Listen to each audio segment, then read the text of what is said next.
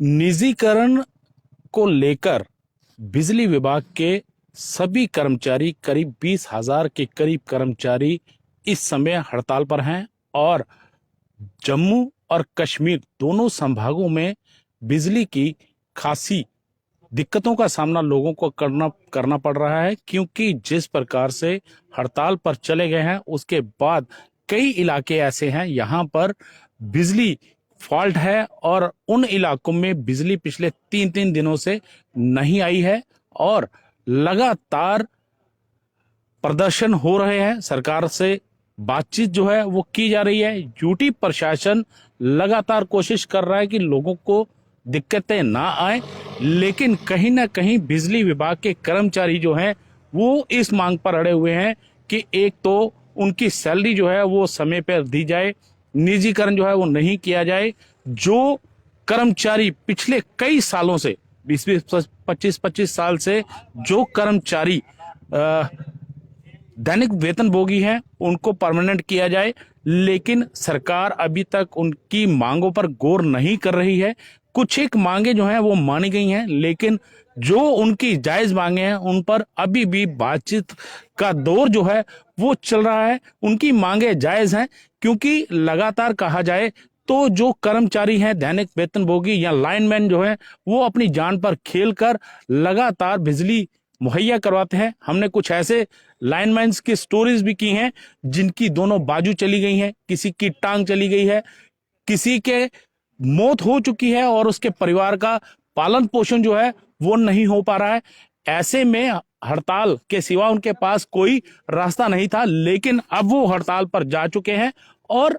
सरकार से उनकी बातचीत चल रही है, लेकिन उसके बावजूद कहा जाए तो आम जनता इस हड़ताल के चलते परेशान है। प्रशासन को चाहिए था पहले ही कुछ बंदोबस्त कर लेती, ताकि आम जनता जो है जम्मू कश्मीर की वो परेशान ना होती, क्योंकि देखा जाए तो जनता जो है वो बहुत ज्यादा परेशान है। पिछले 3 दिनों से कई इलाके ऐसे हैं जहां पर बिजली नहीं है और ना ही उनको पीने का पानी जो है वो मुहैया हो रहा है, क्योंकि अगर बिजली नहीं होगी तो पीने का पानी कहां से आएगा। इस कड़ाके की सर्दी के अंदर बिजली ना होना अपने आप में एक मुसीबत का कारण है, क्योंकि लगातार जिस तरह से पारा गिर रहा है ऐसे में लोग जो है बिजली का एक ही सहारा होता है। लेकिन मैं आपको दिखाऊं, अभी तो हम एक फीडर में यहां मौजूद हैं और जिस प्रकार से प्रशासन ने कल एक फैसला लिया है कि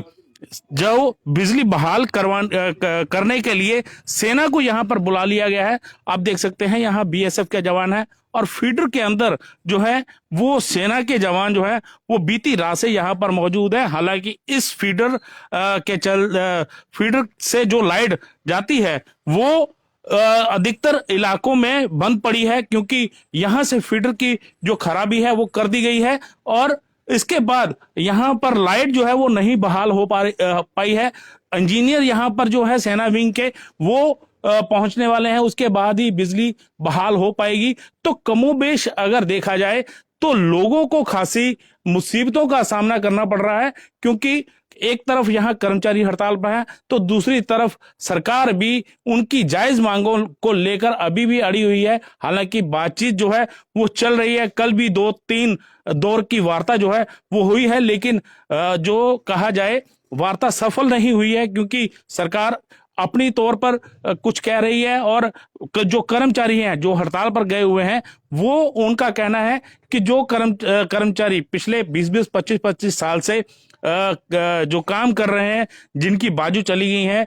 या जिनकी मौत हो चुकी है, उनको परमानेंट नहीं किया गया है। तो यही वजह है कि वो अभी तक हड़ताल पर हैं। और हालांकि अगर प्रशासन को चाहिए था, जिस प्रकार से लोगों की प्रॉब्लम को देखते हुए सेना बुला ली गई है, इससे पहले अगर कर्मचारियों से बातचीत हो जाती तो ये नौबत नहीं आती। अलबत्ता देखा जाए तो फिलहाल लोग जो हैं वो इस परेशानी का सबब जो है उनको परेशानी उठानी पड़ रही है, क्योंकि लगातार जो है बिजली की बहाली कई इलाकों में, खास करके जम्मू की अगर बात करें तो जम्मू के अंदर भी बहुत से इलाके ऐसे हैं जहां पर बिजली नहीं है, चाहे वो पुंछ हो, राजौरी हो, रियासी हो, जम्मू संभाग हो या फिर कश्मीर का। जिस प्रकार से कहा जाए कि कश्मीर के अधिकतर इलाके जो हैं जहां पर पारा -डिग्री से नीचे जा चुका है, ऐसे में वहां पर बिजली जो है वो नहीं है। और ये मैं आपको अंदर के फीडर की हालत दिखाऊं तो यहां पर जो कहा जा रहा है कि 33 केवी की लाइट जो है वो बंद है, और यहां पर पूरी तरह से लाइट अगर मैं आपको दिखाऊं तो पूरी तरह से इन फीडर में अभी लाइट जो है वो नहीं है। लेकिन सेना के जवान बीती रात से यहां पर मौजूद हैं और वो कोशिश की जा रही है उनकी तरफ से कि किसी प्रकार जो है वो लाइट बहाल की जाए ताकि लोगों की दिक्कतें जो हैं वो कम हो। और हमारी भी यही इल्तिजा है प्रशासन से कि आप भी जो है कर्मचारियों की बातों को मद्देनजर रखते हुए उनकी बातों पर गौर करें और खास करके लोगों की परेशानी को देखते हुए, कर्मचारियों की परेशानी को देखते हुए एक बड़ा फैसला ले ताकि लोग कहीं राहत पाएं। लेकिन इसके बावजूद कहा जाए तो रात को जिस प्रकार से एक पत्रकार वार्ता कर डिविजनल कमिश्नर ने एक पत्रकार वार्ता की थी जिसमें उन्होंने कहा था कि हमारी तरफ से कोशिशें की जा रही हैं, सेना को फिलहाल बुला लिया गया है ताकि बिजली बहाल करवाई जा सके। साथ ही एडीजीपी ने भी कहा था, मुकेश सिंह ने, कि अगर इसमें किसी ने खलल डालने की कोशिश की तो उसके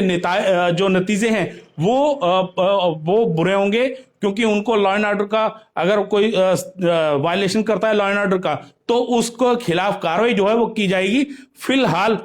सरकार और बिजली विभाग के कर्मचारियों की तनातनी के बीच आम लोग जो हैं वो खासे परेशान हो रहे हैं।